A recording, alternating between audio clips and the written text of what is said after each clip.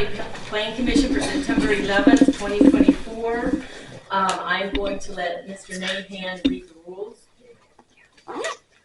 Good evening, folks. If you've got a cell phone with you, please turn it off or turn it on battery. We don't want it going off during the meeting and disturbing the meeting. If you're here to speak with regards to an application this evening and you received a letter notifying you of the application, then one person from each household has the right to speak for a total of 3 minutes. If the applicant makes a presentation, they're entitled to a maximum time limit of 15 minutes. We do have a report by a solar committee this evening. Mr. Glover is going to present it, and that is a non-public speaking meeting. If the board, after hearing the report, wishes to discuss the matter, they have the right to do that. And if the board votes to place proposed amendments for publication, then there would later be a public meeting for public comment on the proposed amendments. And lastly, if the board members will note that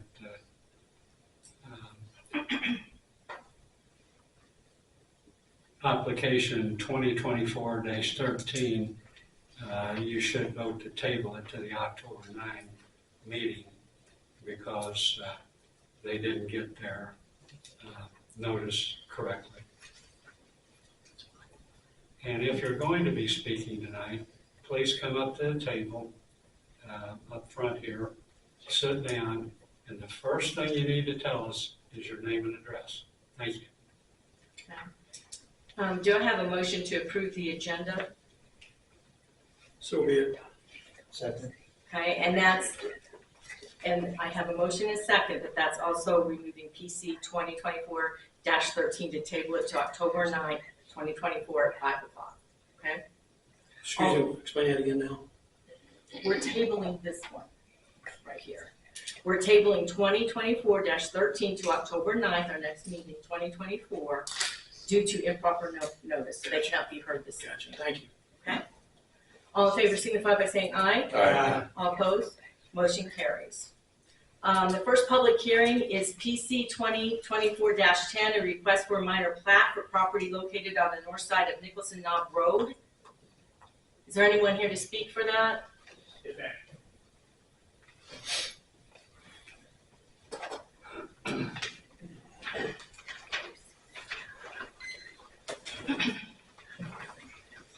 Good evening, my name is Daniel Grimes. My address is 2106 Spieth Road, Henryville, Indiana, 47126. I'm with Renaissance Design and Build, and we are proposing a 5-lot minor plat on the north side of Nicholson Knob Road. Hopefully you all have copies of the plat. They are varying size lots, but they all meet the minimum standards for the lot size, setbacks, and access. And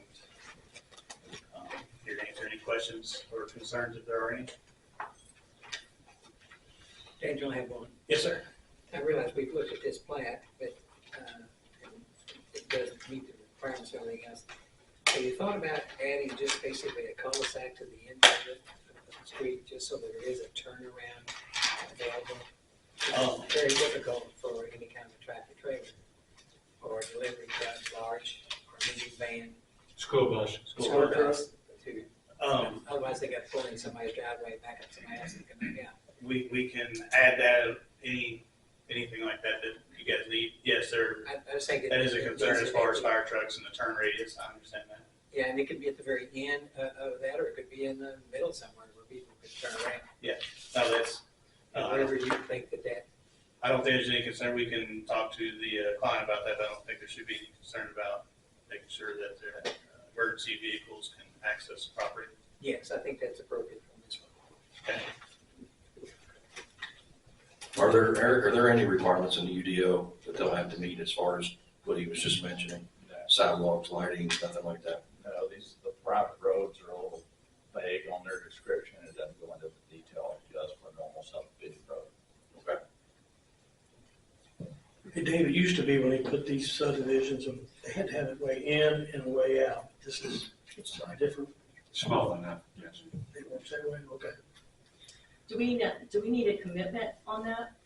Ask them for a commitment to put in a turning, Yeah, Also, it should be a Cul-de-sac? 50-foot radius cul-de-sac. Yeah. Whether you put it at the end or some intermediate point in there, just so that they can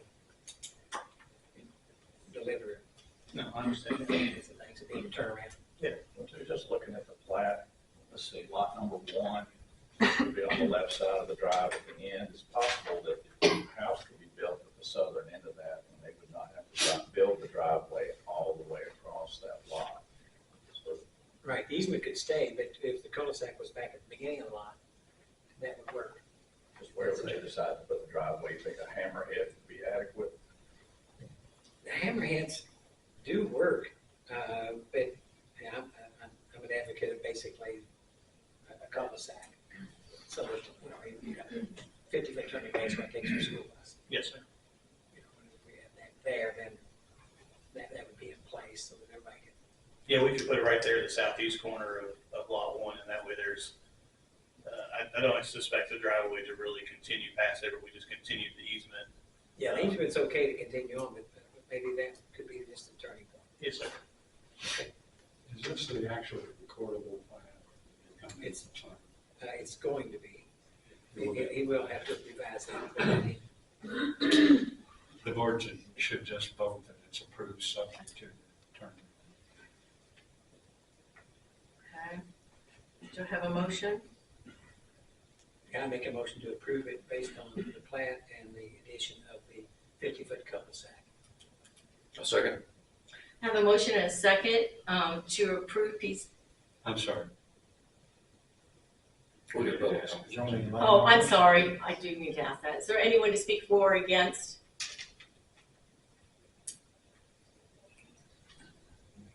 Anyone? I have a question. Are they building? Oh, you house? need to come up here and give your name and address, please. I can do that.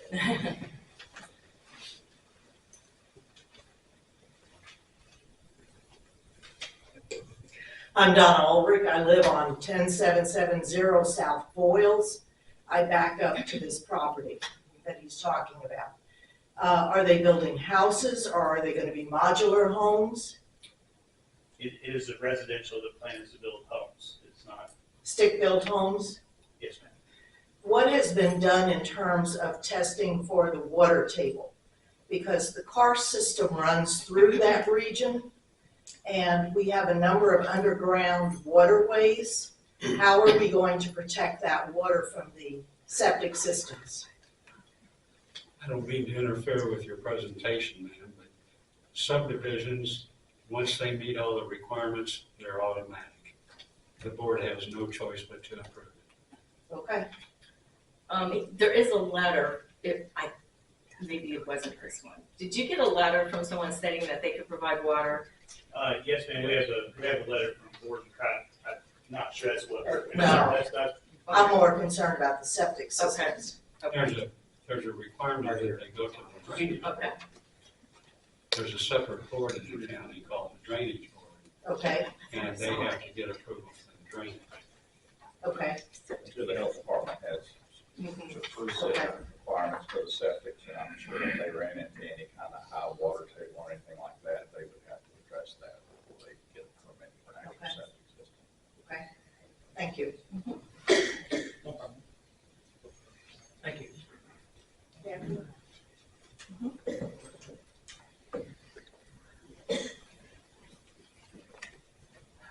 Hello, my name is Sharon Webb and I live at 23202 Nicholson Knob Road, and they will actually be across the street from us.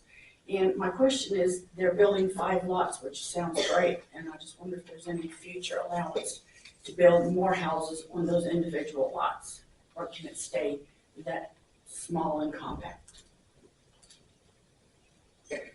There is no plan to build a bigger subdivision, if that's the concern. There's no city sewer out there, so the lots would have to be a minimum of 1 acre for septic with the health department. Okay, well, there's like 30 acres. This would just apply to this parcel, and that's one of the good things of the plating requirement, that if they do decide to change that later on, they'd have to come back and go through the same process. So how many acres are these 5 houses gonna occupy? 15.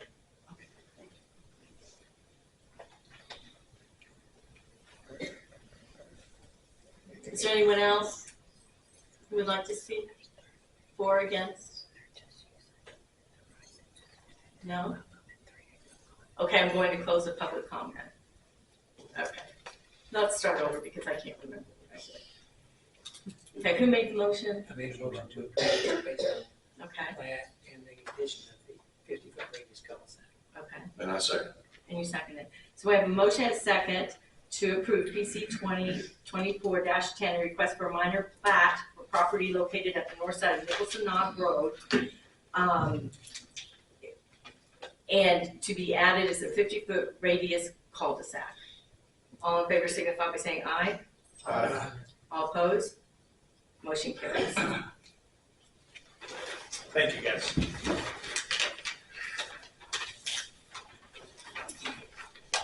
Okay, and then we are down to CPC 2024-14, request for a change of zone from AG General Agriculture to AE Agricultural Estate District for property located on the south side of Charleston Memphis Road.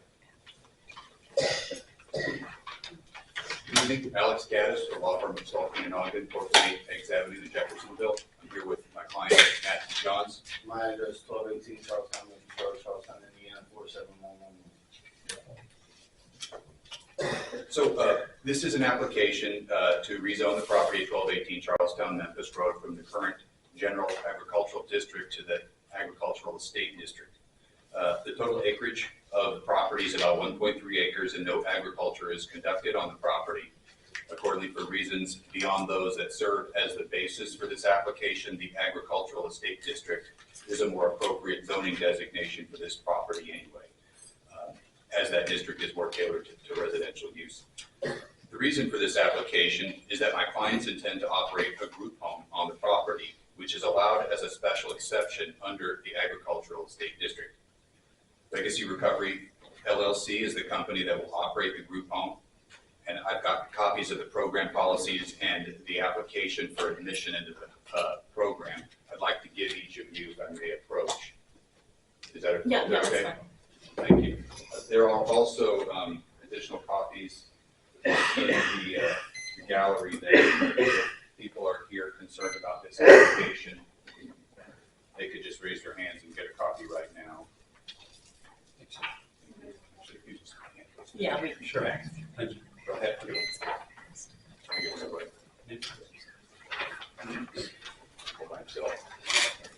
Here's the next one.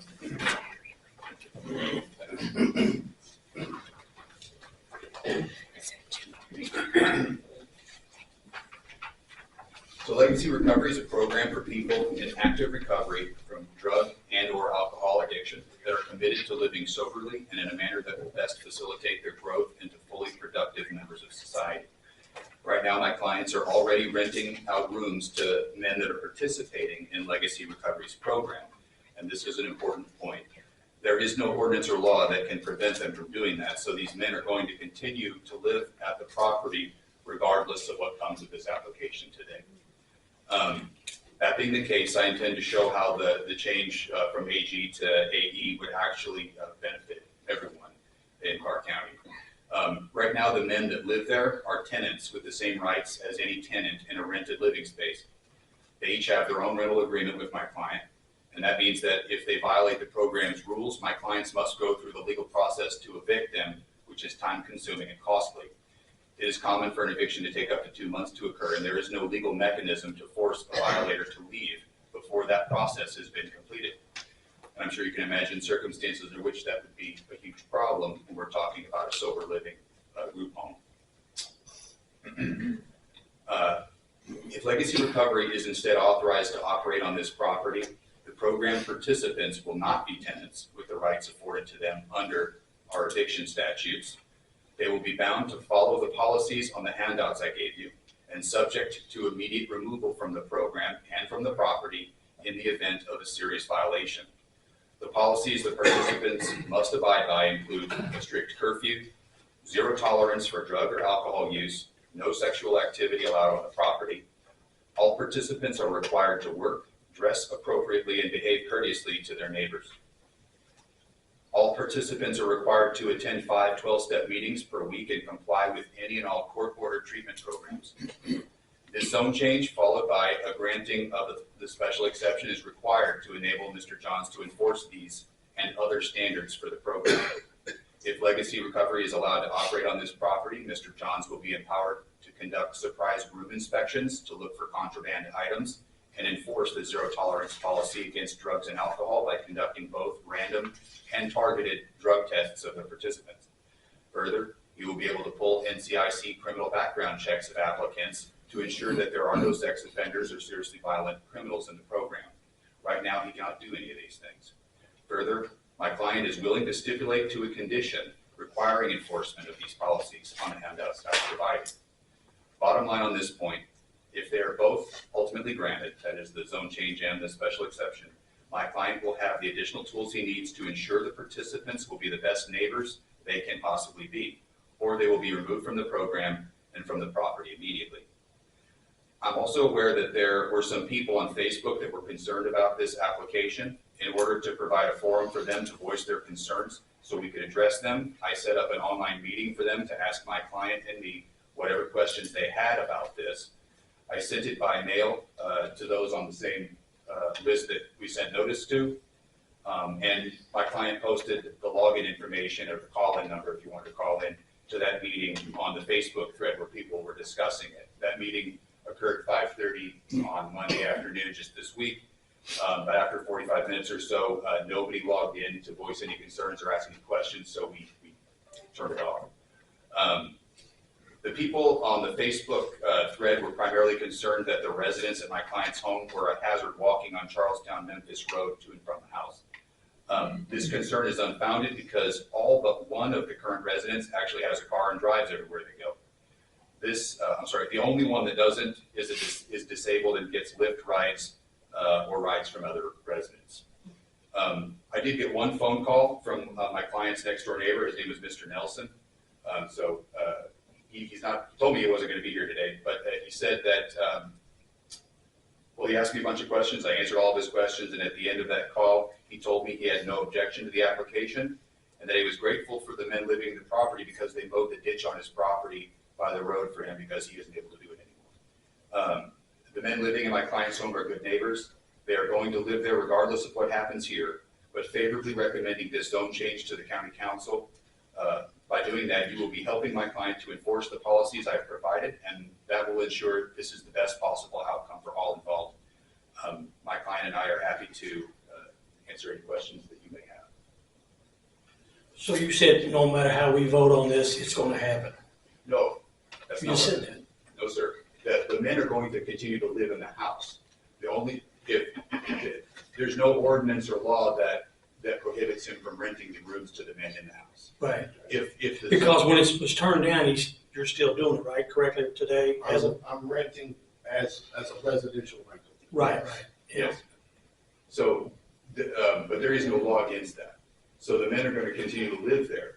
But if the zone change to agricultural estate with the special exception is granted, that will empower him to actually get rid of problem participants on a day's notice, instantly, rather than having to go through the whole process of eviction in the Clark County court system, which, obviously presents all kinds of logistical problems. Now, does it make any difference if you get approved and you get a license to do this? That's Is there my federal plan. funding or state funding is what you're looking for?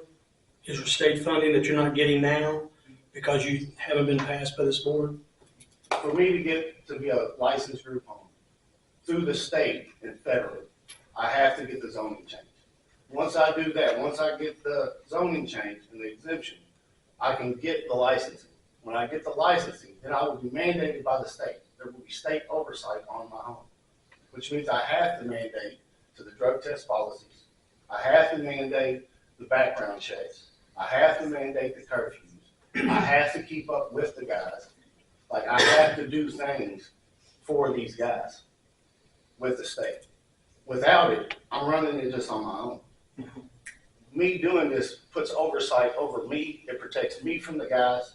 It protects the guys from the public. It protects the public from the guys. So, yes, that's the answer. Yeah, well, I'm 2 houses down from here, so that's why I'm asking a few Yes, questions. yes. They do keep the place neat. But there is some boy that walks up and down that road, and I thought he was coming from your place. No, Because people tell me, I will go hit that guy, or he's got a backpack. no, right now, nobody in my house walks. The guys that are, the one guy that I have that's, I mean, as far as disability goes, he is and he isn't. He can walk and function and work and do what he does. He receives a disability check, but he has to go to outside treatment. Like any kind of drug therapy, any therapist he sees, he has to go outside treatment because I rent, right? If I'm at a certified group home, they can do that there. They can come to him. But he receives medical lift, he receives lift from the rides from the guys, he receives rides from me, he receives rides from his brother. He doesn't walk. None of the guys in my house walk. So, Like I said, and it doesn't make any difference, but I've seen anywhere from 2 cars to 8. I thought you was having a car show one time. no, With the people kind of hanging out talking yeah, and I did say that sarcastically, but sometimes it looks like that. right. Yeah, there's guys that come in and out. There's people that visit, as tenants, they're allowed to have visitors at the home. Sometimes I stop in and check on guys that are there, and, I know all the guys that are in there, so, Didn't you say at the last meeting that you and your wife were gonna live there? no, we're both not going to live there. They didn't say that? Who oversees it when you're not there? I'll have a house manager that oversees it. A live-in manager will oversee it. So, And did the health department okay this septic tank for that many people? yes, they did. The health department actually had concerns about it in the BZA meeting when it got denied. It's a 3-bedroom home. It was not approved. That septic is not approved for that many additional rooms that you're wanting to split it up at. Well, when I bought the home, it was in that amount of rooms. Okay, That house this has is not from the health been, department. that house has not been restructured interior, exterior in any way. But the septic system is set up for so many people to live into a home. How many Yes. men are there? There will be 8 men total in the home. So the septic might not be big enough for 8 people. I mean, is that Well, what you're saying? I was at the BZA meeting and it got denied based on finding of facts. Well, the letter doesn't say in that letter that it doesn't support 8 guys. I think that the key is how often it is. That's not relevant in this meeting. The septic system isn't, because we're looking at change. But it was denied to BZA based on the findings of facts. I mean, tonight, all we're talking about is. Tonight, oh, good gracious. I understand why we're talking about it tonight. We're gonna be right back to BZA. I mean, we're really- It doesn't matter tonight what the plans are for the property. Tonight, we're just looking at the zoning classification going from agricultural to agricultural estate. And all the uses that could potentially go on that piece of property. Where do these guys come from? I mean, it's like they're one step from being homeless, probably. I don't mean that sarcastic. No, most guys, it could be anybody. It could be a doctor, it could be a lawyer, it could be anybody that puts themselves into a rehab center. Do they come find you? Yeah, they would as a group home. Most of the guys that live there now, I'm in recovery. I've been sober 16 years. So that's a circle. I work in recovery. So that's a circle that I'm in regularly. So say a guy goes into rehab, he leaves rehab, and he doesn't want to go back to the environment he was in, right? He doesn't want to go back to a household where there is drugs or alcohol abuse or any of that. This gives him a safe place to go to continue his sobriety until he gets on his feet and he can get back into society as a productive member. I had a friend that had a daughter, this just happened, so it's changed me drastically. But he had his daughter for 30 years. She got on drugs. No, he had her for 25 years. She got on drugs and he lost her for 10. Yeah. But in 6 months, he's got his daughter back. Yeah. So I'm sorry, but I understand I mean, there's things you gotta look at and be careful with and make sure things are done right. But I'm telling you, we need these places. my mom lost me for, so I was 22. Right? I got sober at 22 years old. My mom had me for 16 years and died. So is there someone over you, like it's Legacy Recovery, is that just your name, or is that a group that's over you that helps you? I will own Legacy Recovery. You will own them. It will Do you be work with my the courts LLC. or anything? Yes, I will. Do you now? Until I'm a group home, I mean, if somebody reaches out and wants a rental and I have an opening, Do you help them with their course, like their their rehabilitation things that they have in the courts now? I will be going, I should be starting in 2 weeks at Thrive. And what I will do, Thrive is a program that also assists guys with rides. So any guy that comes to me that doesn't have a ride, they will be able to call and go.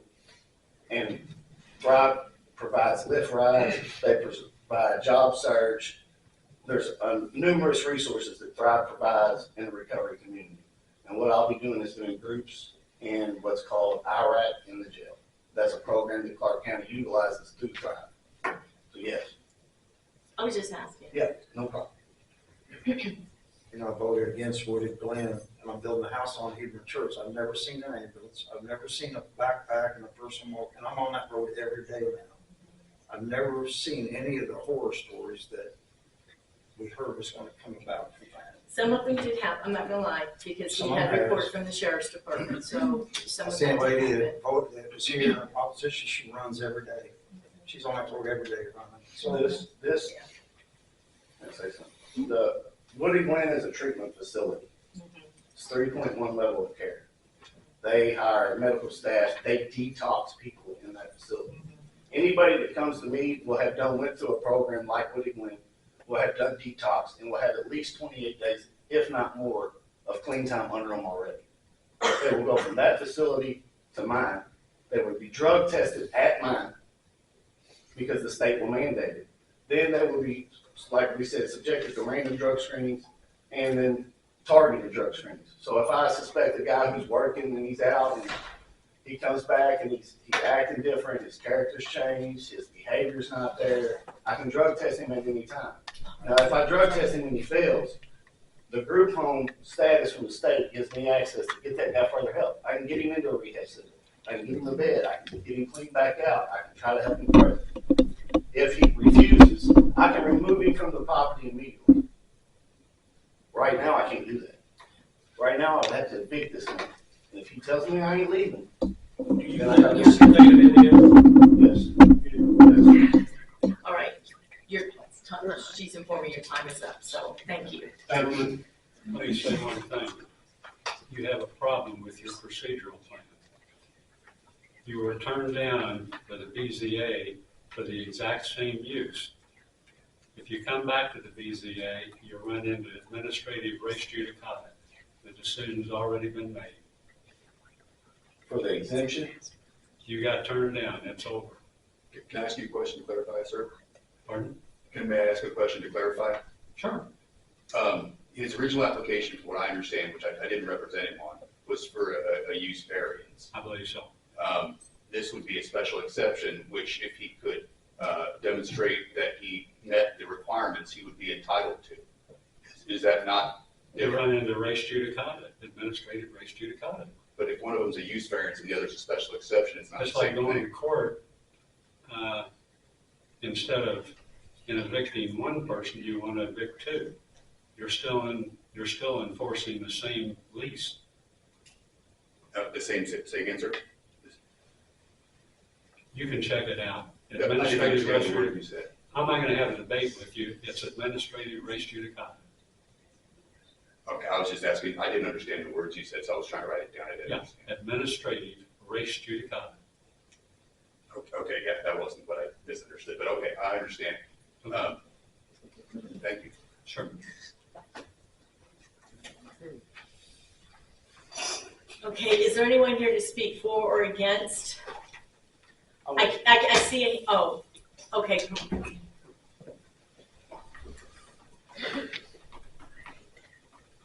Good evening, board. My name is Josh Siebold. I live at 5515 West Mount Hood Road in Salem, Indiana. I professionally work down here with the problem solving courts. And as a part of my role with that, I also sit on the board of Clark County Cares, which is a grassroots movement here in Clark County to help individuals who suffer from substance addiction, connecting them to resources that make this whole process easier. We know that in recovery, if that process is made easier, more people get it.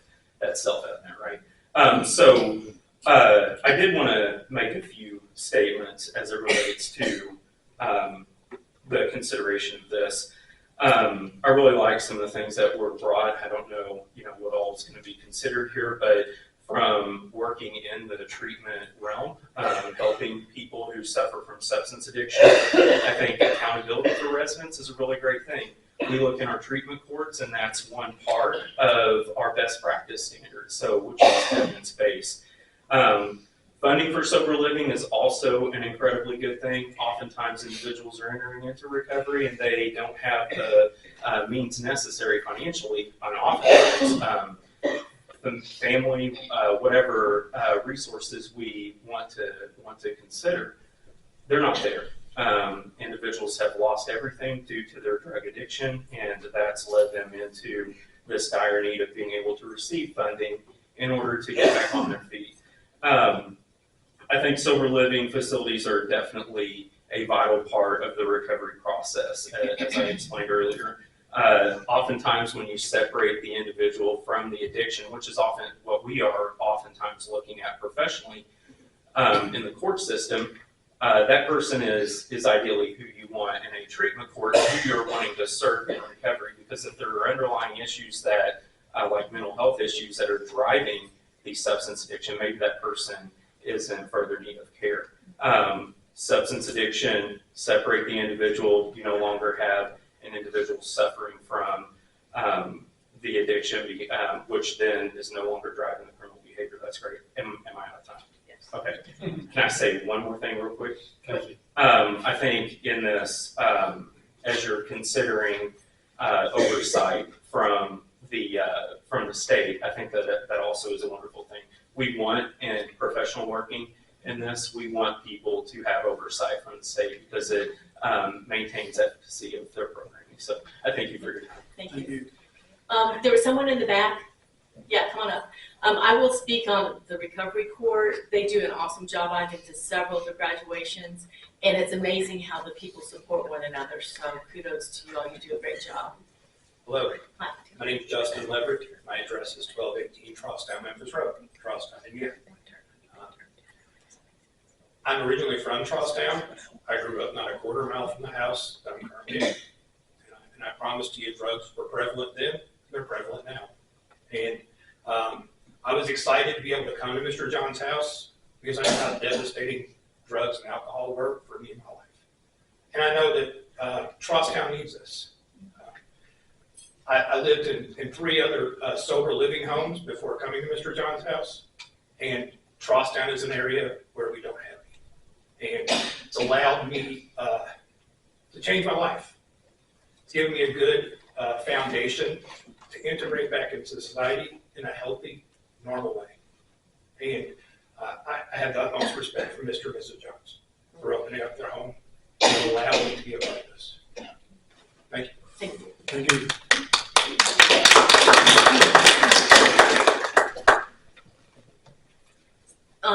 Come on up. I just see an arm.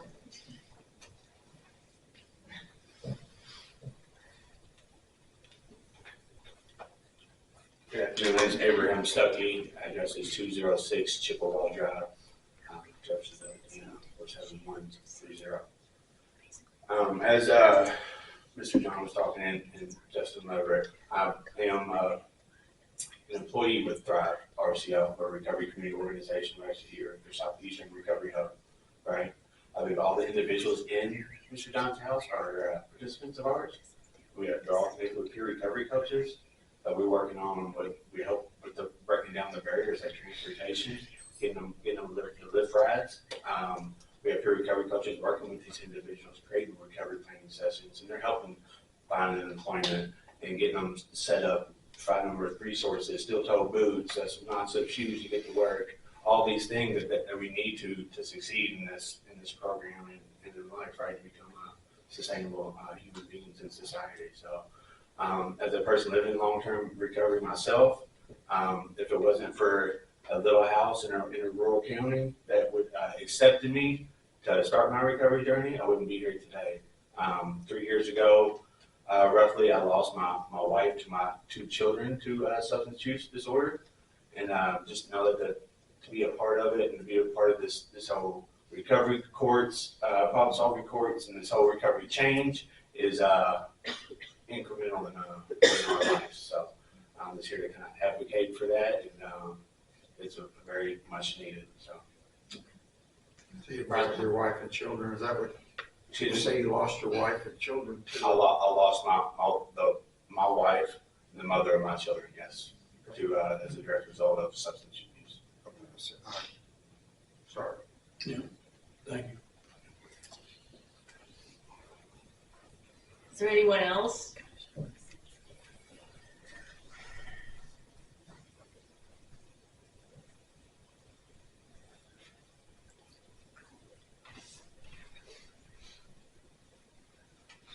Hello, Oh, it's really loud. that is very cool.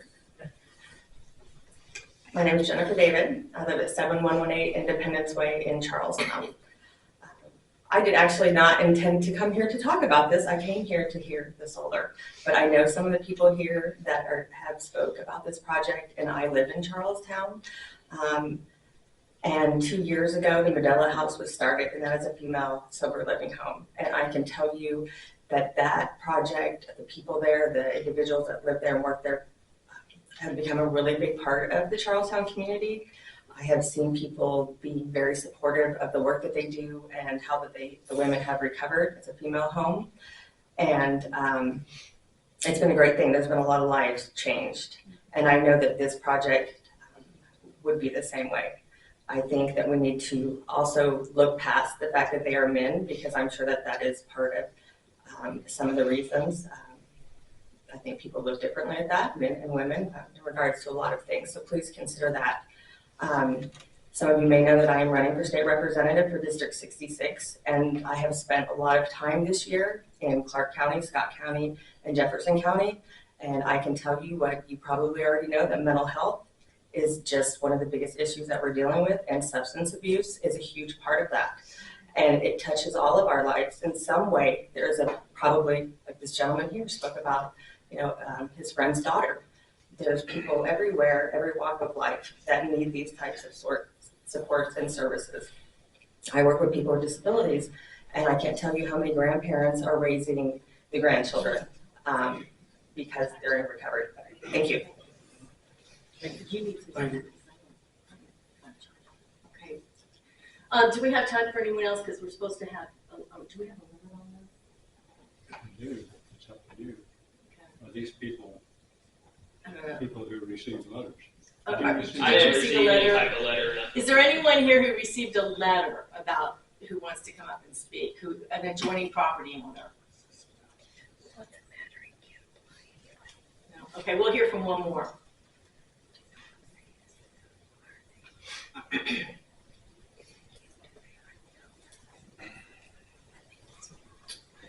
Justin Smith. I live at 1410 Charlestown Memphis Road, Charlestown, Indiana 47111. 3 houses from this house. I wasn't for it a few months ago when it popped up. I'm not for it now. I wouldn't want this near my family. I just bought the house a little over a year ago.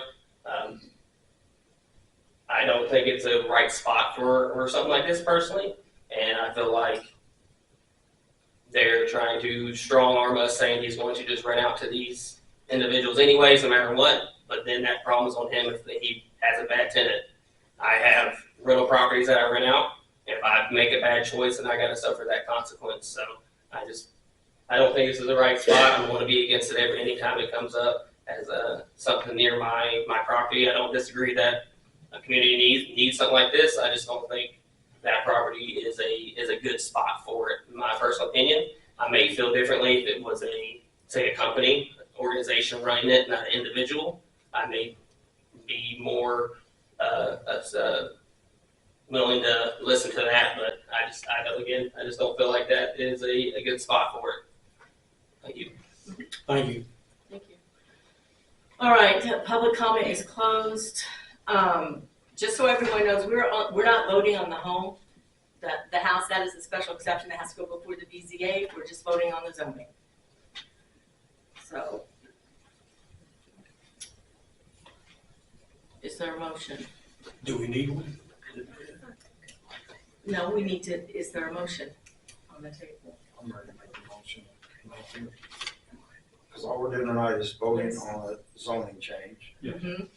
They still have to go through things, but based on my last experiences here in the last year, watching somebody go from Wooded Glen to one of these homes, well, let's say this, let's watch her go through high school to a job at Ford, to owning a home, to losing her job at Ford, to losing her home, to winding up back in her parents' house.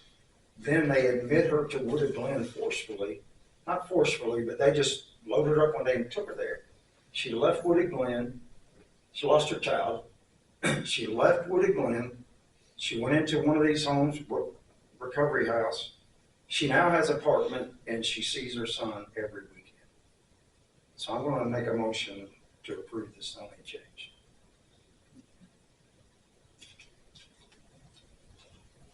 Is that my motion? If there's no legal, I'm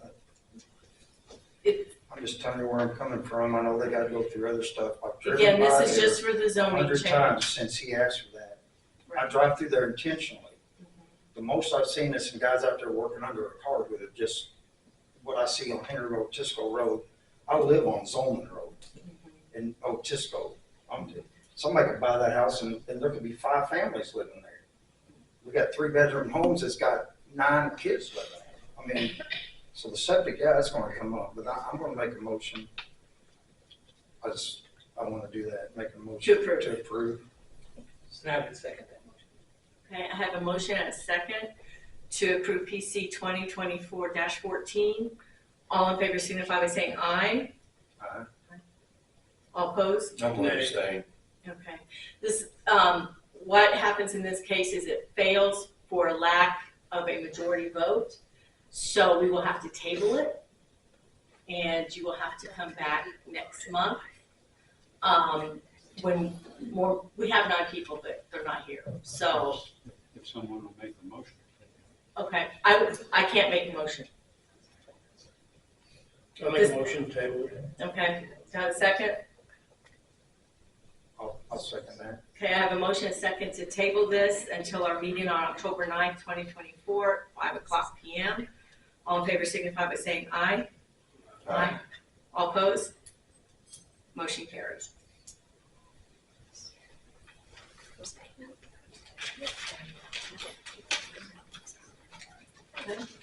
All right, so now we're down to reports, resolutions, and communications, and solar committee report.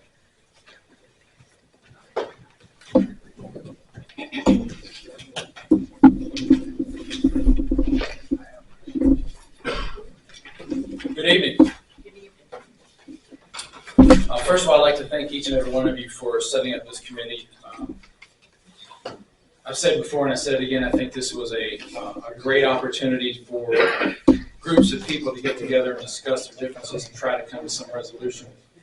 I've said it before that this is probably, in my mind, the best way of self-governing ourselves to make sure that we can come to some sort of resolution when we have conflict. Unfortunately, we weren't able to come to resolution on some of the things, but we were on others. So I guess I would be remiss if I didn't mention that today is September 11th, 23 years after we lost over 3,000 people. And I saw a post today that said the best way we can honor those people that lost their lives is to act like we did on September 12th. So I thought that was a pretty good point. I'll start real quick. I wanted to give a really good summary of the way our committee looked and the way our committee acted and the way it progressed over these last 2 months, just to give you guys an idea of if the option comes up again for a committee, I hope that you would support that. It was a great opportunity. So the members of the committee, as you know, were Sandy Basham, Luann Staley, Jerry Brooks, Max Zimmerman, Greg Hostetler, Billy Miles, Larry Bryson, Eric Wise, Amy Williams, Jackson Doty, who was with Bright Night, Amanda Hoffman, who was with Orion, and myself. The first time we met was on July 1st. In that meeting, it was discussed and decided that the meetings would remain private in accordance with House Bill 1338. I thought that it allowed for us to have very good discussions, open discussions, without any ramifications of groups of people that opposed or were for it. But that's the way we set the meeting up, and that's the way they continued throughout the process. Contrary to comments that were made and posted on this committee, this wasn't a 9 versus 3 committee. I'll be honest with you, it was really a three-person pro and a 3-person against. There were 4 people there that were there to offer any type of support that we could, being Eric, Amy, myself, and Larry. If it was something that we could look up, if it was something we could provide, if there was some legal language that needed to be decided upon, anything like that, that's why we were there. There was some conversation, in social media about the solar company representatives being there. They were there to only answer questions. That was made crystal clear in our first meetings when we outlined the rules of our meetings, that they were there to only answer questions. I think they were extremely beneficial to the conversations, so much so that in our follow-up meetings we had question and answer sessions with them, because there's such a lack of information from everybody in this county about solar facilities, that it was good for us to have that conversation. So I just want to dispel some of those rumors. It just didn't. It wasn't like it was put out to be. Each side at the very beginning was asked for their top 3 to 5 issues that they'd like to discuss and see changed in the UDO, or at least get an opinion on from amongst each other. So those are things that we used as topics to work through over the next couple of months. So I don't have any other way to describe the groups other than for or against. So that's how I'm going to generalize the groups. So the people that were for solar facilities, their number one concerns were setbacks. They felt that the 650-foot setback that's currently in the UDO was too much. And quite honestly, they preferred around 250 feet. They were also concerned that the underground cabling and conduit regs were a little aggressive. That was another thing that we discussed in our meetings.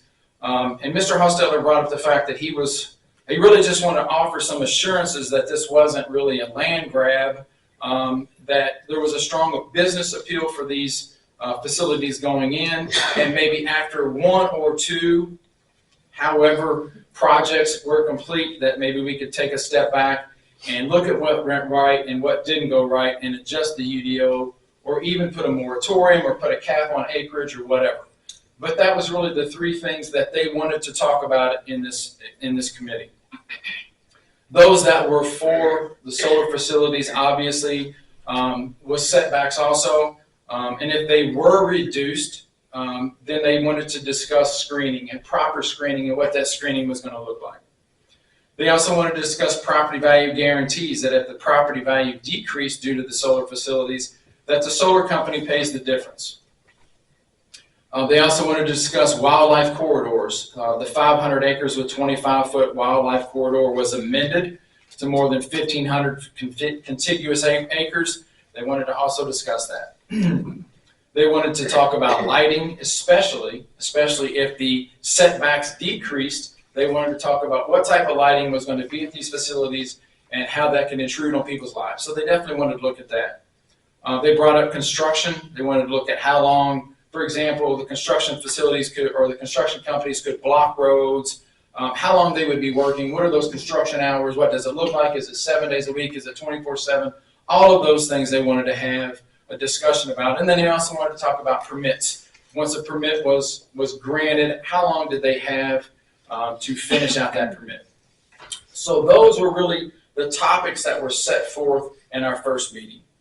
After our first meeting, it was requested to have a Q&A session with the solar representatives due to some unanswered questions and really not a lot of information from either sides of the table.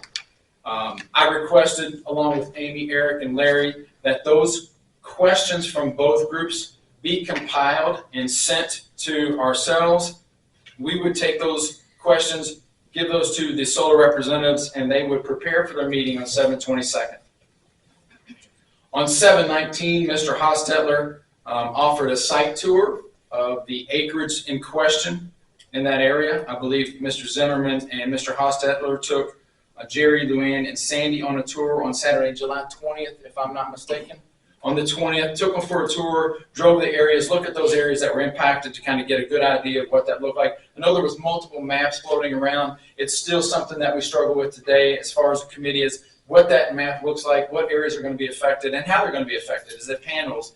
Is it BSS facilities and things like that? So there were some questions about that, and I think the tour was set up in a way to at least calm some of those questions down. On 7/22, our question and answer session was held with the solar representatives and the groups at that meeting.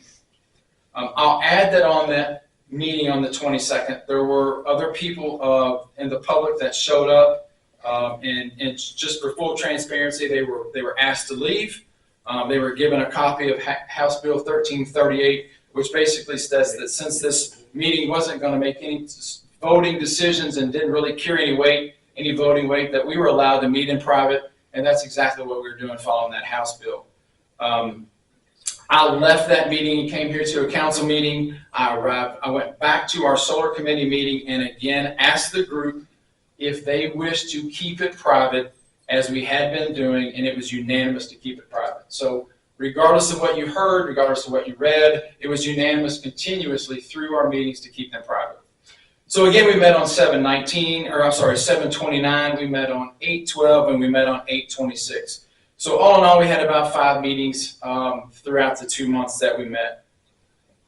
On 8/26, August 26th, we had representatives from the assessor's and auditor's office to discuss how solar panels on ag property would affect assessed value and property taxes. It was just conversation that was brought up. It was questions that brought up, and the offices provided some staff, and they were great to come in and answer those questions for us. Also on 8/26, after some back and forth between previous meetings, discussing setbacks, which was really our biggest hurdle to get over, it was obvious that we were at an impasse, and this would be our last meeting. It was requested that both sides memorialize their recommendations in writing, provide them to the group to be presented to the Planning and Zoning Commission. You have those copies at your disposal now. You should have a marked up UDO from the group that is against any type of solar facility, for lack of a better term, and you have a Excel spreadsheet looking representation of the group that was for solar committees in front of you. So if you'll allow me the time, here's a quick summary of our accomplishments and also where we still couldn't reach resolution. So just for the sake of argument, I'll be working off of the spreadsheet because it's probably the easiest form to follow. Sandy did a great job of marking up the UDO, which you have there. She redlined and made marks in that, which is very easy to follow. But to go against the pros and cons and what was presented and what was responses, I think it's probably easier just to kind of work through the spreadsheet that's in front of you. So real quick, on the 2 things that we could meet resolution on, if you look on the back page on the wildlife corridor, a compromise was reached that if the wildlife corridor would be required if there were 1,000 contiguous acres are fenced. Okay, I think the current UDO says 1,500 continuous acres. There was a compromise and a meeting of the minds that said we could reduce that to 1,000 acres.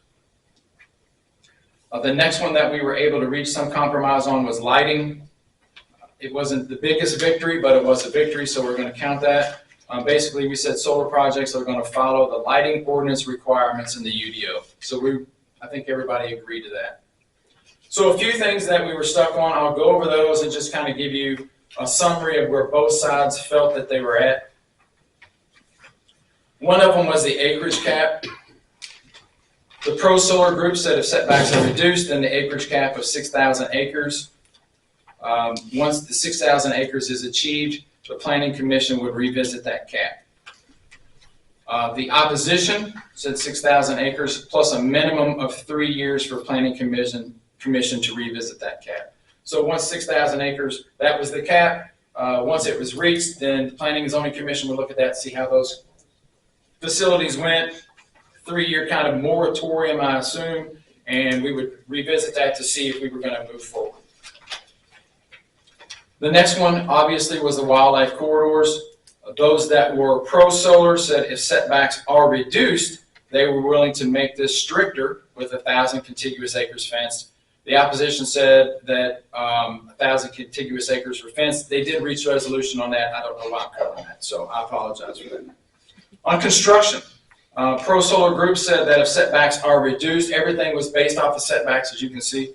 If setbacks are reduced, they were willing to make stricter construction hours from 6 a.m. to 7 a.m. or 7 p.m. In the opposition, the construction work hours from 6 to 7 a.m. The construction should commence within 12 months of the approval date unless extended by the BZA. I think there was a lot of discussion about building permits and if once they were granted a permit that it had to be done in so much time. And I think in talking with Amy, there were already some restrictions on that we really didn't have to implement in this that we could refer back to. Setbacks from non-participation residential dwellings. The pro-solar group wanted 250 feet from dwelling if solar is on one side, 300 feet on two sides, 400 feet on three sides, 650 feet on four sides. Those that were against wanted 500 feet from the dwelling on one side, 550 feet on two sides, 600 feet on three sides, and 650 feet on four sides. Lastly, the setbacks from parcel lines. The current UDO says 150 feet setback. The pro-solar group would like that decreased to 100-foot setback, and the opposition would like to keep that at 150-foot setback. You can also see that there was some pro-solar compromise thrown in there at the end. That wasn't, I'm not going to go through that because that wasn't discussed in our groups, but it is there for you to look at. That is compromise that they have further decided that they would make. Is there any questions over anything I've covered so far? I know it's a lot to digest, but you. Go ahead. One of my only questions on the acreage cap. I mean, they would have to go through our attorney to make sure that we can even do that. Other right? counties have done that. It's in their UDOs. We're not the only one looking at that. I was surprised that they fit 6,000. To me, that seems a little high, but okay. Anyway. That's all I have. Yeah, and I think I should say that like I said, these are not legally tested. We didn't have an attorney there to kind of analyze them and kind of say this is defendable or not. It was just conversation that came up, and this was kind of, for the lack of a better term, this is our line in the sand here, and this is our line in the sand there. That's kind of what you see here today. This is really why the committee at a certain point decided we were probably at a stopping point. And it was great to get together. We had some great conversations, but I think as far as moving the needle, we had moved it as far as we were going to. Any other questions on this? Anything? I've got one. Okay. And I'm going to put you on the spot because a while ago you said who's pro or who's not. Mm-hmm. You didn't say where you were at. Well, I mean, I'll be you're in the middle. You're in the middle? No. I'll be quite honest with you. I don't think that it's an opinion of mine whether I'm for or against. There were 4 people in there that moderated this discussion between a group of residents that were for and a group of residents that were against. The reason I say it's the best way to self-govern is I live 10 miles away from these solar facilities. Chances are I may drive past them 10 times in my lifetime, so it doesn't affect me like it does a person. That's your district. That's your. He was the moderator on. What does and I know I told you I was going to put you on, and I didn't mean to do that, but you was going the for or the against, and I'm going. Those were the 2 groups that were presented, that were represented there. We couldn't have a for and against in the middle of the road. So there were people that were for it, and there were people against it. If you want my opinion on it, I have a multitude of opinions if you'd like to hear them. Well, that's your district, sir, and Not right now. Anyway, any other questions based on I this? guess not. What's the largest tract of ground? Let's say there's 6,000 acres. Is that, I know some 1,000 acre tracts. So what's the largest, what's the smallest? Do you even know that? So I don't think there was any limitations that we discussed there. I know that the Bright Knight footprint now is around 1,500 acres. So in theory, you could have 5 facilities that as a total reach that 6,000 acre cap. Make sense? They're not all in one place. In the It's entire spread county, out, yeah.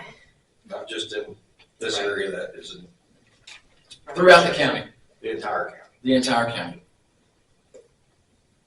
I lease ground in Adams County, Ohio, and Hamilton County. They're everywhere. Yeah. I deer hunt on this lady that opposed them greatly, and I just talked to her last week, and I'm like, so how's the solar thing going? She goes, you don't really even notice them anymore. So, I mean, It depends. it just depends on. And again, I'll be honest with you, there was just to give you the temperature of the room, so to speak. These were very cordial conversations. There were times that there was disagreements, obviously, but you got to remember these are people that live in the same community. Most of these people have grown up together. They live down the street from each other. They've worked together. Their kids have went to school together. So it's tough to sit in a room and see that. When you look at people that are so far apart on a position. But then again, it was probably the best thing that we could do is to put them in a room and see if there's any way they could come up with a resolution before we come up with a resolution. So, it was a great opportunity. I thought it was a good committee. I do appreciate it being set up the way it was. Anything else?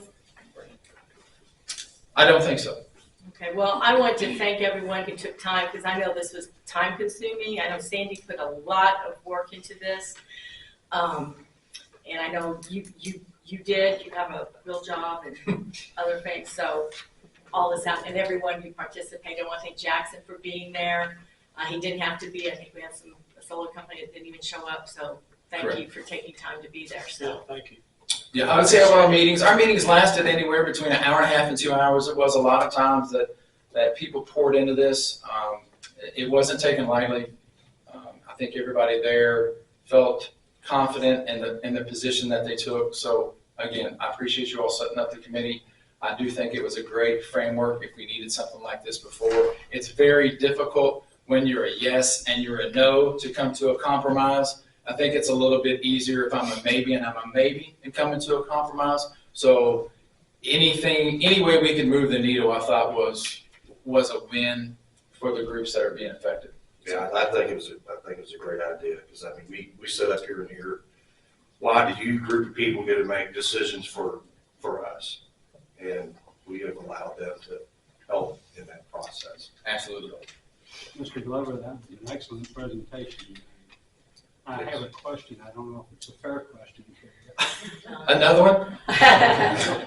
This is more, if the board requests Amy or Eric to propose ordinance changes, do you believe, and this is guessing probably on your part, would you think that both sides to the committee would prefer that we go down there and go down the list and pick one side or the other as we go, or try to meld the two together and come up with an average or a compromise on our own? I think I have to go back to what I said earlier. If both sides were maybes, it would be a good way to kind of meld the sides together and reach the middle of the ground. But again, there are people on the against solar side that don't want it at all. There's so any whether the setback was 10,000 feet or 10 miles, it's not far enough. So I understand where you're going, and I think it would be a fair question, and it would be easy to do that as a committee if we were both maybes. But there were just things that were really so far apart, I don't know that you're going to be able to find some middle ground there. Understood. Thank you. I didn't mean to dance around the question, but it was just, it is very difficult. There are people that are just, it is a hot or a cold issue. There is no warm there. So, Thank you. you're very welcome. Thank you. I just want everyone to remember when the UDO, I think it was first written in we took it under advisement in 2023 in the fall. Not the solar. Oh, The solar was 2023. And that's because Amy brought it to us and she goes, this is coming. We have to have something in place. Otherwise, they would have been permitted by right and we wouldn't be having this meeting now because they already would have been built. All they would have had to do was go and get the permits and be done with it. And legally, there was been nothing you could have done. There would have been nothing we could have done as a county.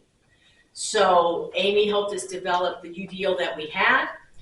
Bright Night came to their first BZA meeting and they were turned down. So it worked. And I don't know if all of you participated at that time, but I know a lot of you did.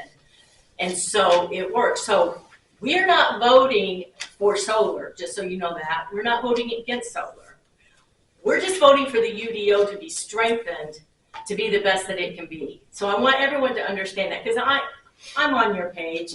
I don't take money from anybody. I know that's been on there. I'm taking money from people or whatever. Yeah. That's not what this is about. It's about doing the best. And I am sincere when I said I'm surprised that you put 6,000 acres in there. Because Sandy and I talked about before, and that's a lot more than what I suggested. So we really need to look at that and see what we can do to bring that down. I have some concerns about some other things I've been hearing from the federal level. And I don't know if it's passed in Congress yet or not, but there's some issues that could affect Clark County greatly regarding this. So Yeah. I don't think they would buck against you if you said 2 acres. So. Well, I think it has to be reasonable. I understand. I think the judge might throw that out. So anyway. Just throwing that out there. Yeah. Okay. All right. Thank you, Bryan. All There's right. no public comment tonight. So, And just in all fairness, I would ask each of you to take the time to read the recommendations from both parties. They put in a lot of time in that. There was a lot of effort. There was a lot of conversations, and I don't think I did the justice that they can do with their presentations. So that's why I made sure that it was provided to each of you. Take the time to look at it. There's definitely some good information in there, and there's a lot of thought put into it. Thank you. Do you think it'd be proper, the board here, that you said there's this side and there's that side? And I'd like to hear from somebody in the audience is there one here that was on the board? we've already heard from it, not tonight. No. No. We already gave us both sides. So Bryan gave us both sides. He was the chairman, and that's the way. Are you going to test wells? Are we going to test any water? I'm not testing any wells. We've already talked about that. I didn't say I don't know, Mr. Abbott. I said I'm not testing any wells. You asked me if I'm testing wells. I'm not testing any wells. What does your current UDO say? Let me ask you that. What does your current UDO say? It's not really written with anything in it. I don't believe I it's in it believe at all. it is. I believe if you I'm look sorry. at your UDO, you will see that it's written in there. Hey, what is a UDO?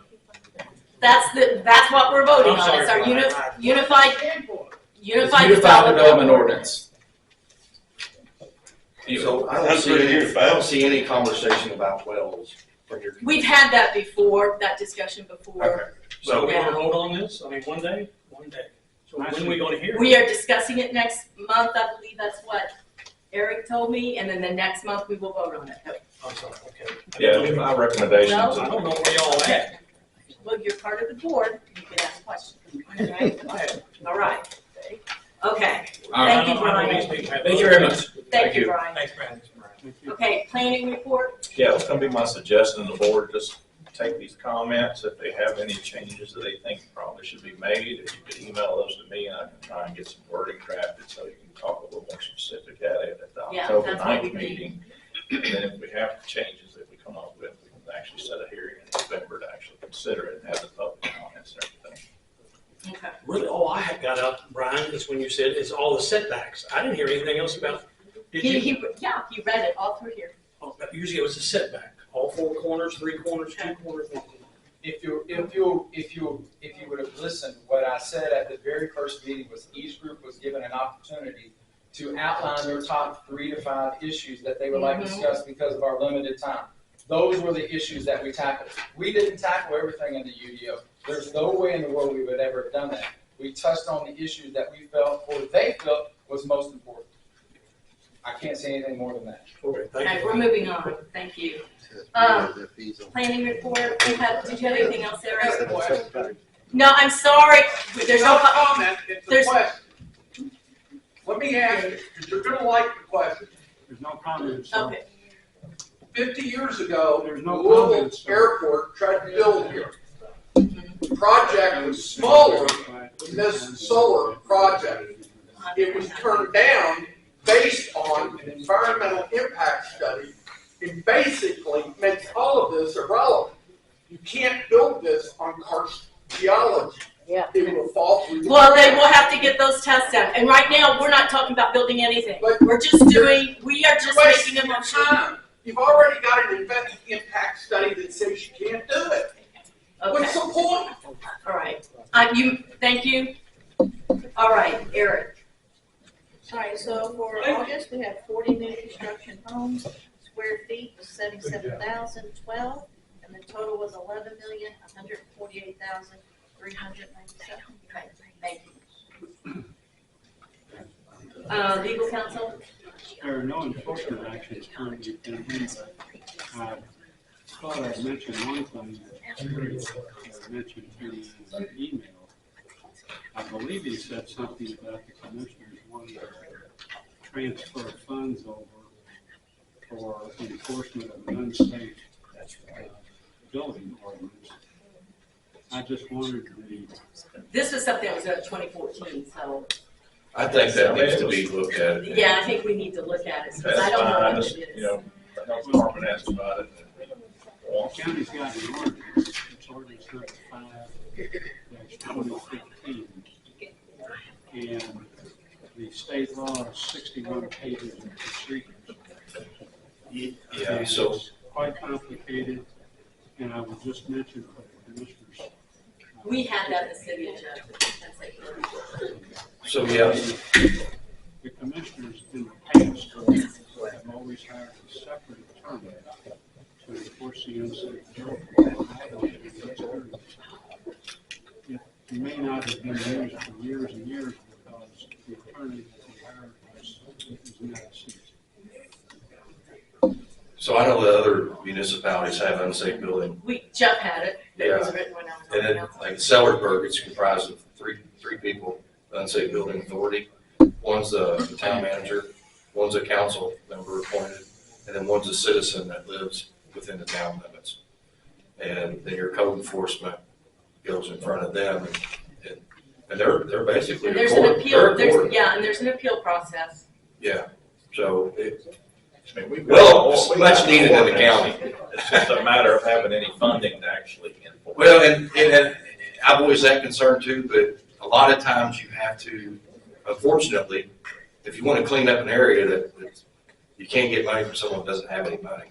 You know, sometimes it's an expense to the county or to a municipality to clean that up for the benefit of everyone. But I'm not opposed to Yeah, we did putting it money as in tax that. liens. Pardon me? Put it as lien on their taxes. When, You can. especially in 2008 when the housing fell and they were owned by the American Bank, something out of California. There were several homes. They would not maintain them. So there is a judgment lien, and if you gotta go in and you have to, I mean, we can discuss it in more Right. detail, but.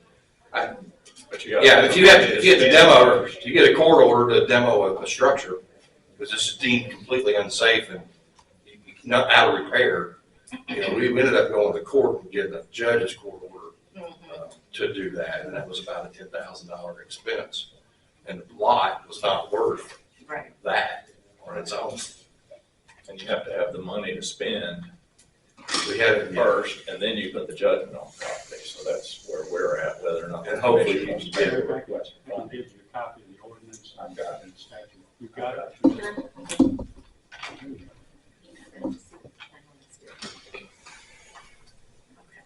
That's it. Thank you. Is that it? That's it. That's the ordinance amendment?